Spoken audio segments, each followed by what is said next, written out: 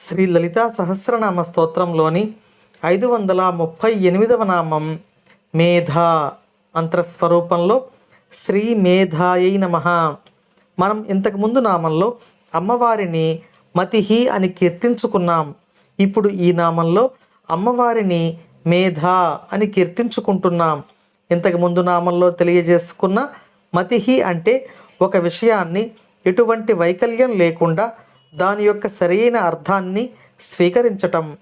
ఆ శక్తి అమ్మవారే అని ఇంతకుముందు నామంలో వసిన్యాది వాగ్దేవతలు మనకు తెలియచేశారు.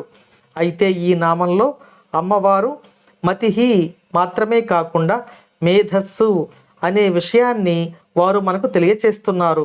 మేధస్సు అంటే ఒక విషయాన్ని దాని సరైన అర్థంలో గ్రహించడమే కాకుండా ఆ విషయాన్ని అవసరమైన సందర్భంలో తిరిగి చెప్పగలగడాన్ని మేధస్సు అని అంటారు. ఆ మేధస్సు కూడా అమ్మవారి యొక్క స్వరూపమై ఉన్నది అని వసిన్యాది వాగ్దేవతలు మనకు ఈ నామంలో తెలియచేస్తున్నారు. అమ్మవారిని జ్ఞానయోగంలో పూజించటానికి మనకు సరి అయిన మతి, మేధ చాలా అవసరం అవుతాయి.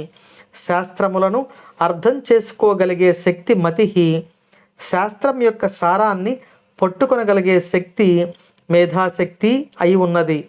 ఇది జ్ఞానకాండ అనుకుంటే స్వాహ స్వధా నామాలు రెండు కర్మకాండ అయి ఉన్నవి. ఈ కర్మకాండ జ్ఞానకాండ కలిసి వేదస్వరూపం అవుతాయి. వేదస్వరూపిణి అయిన ఆ జగజ్జనని మనలను రక్షించుగాక. ఓం శ్రీమాత్రే నమః.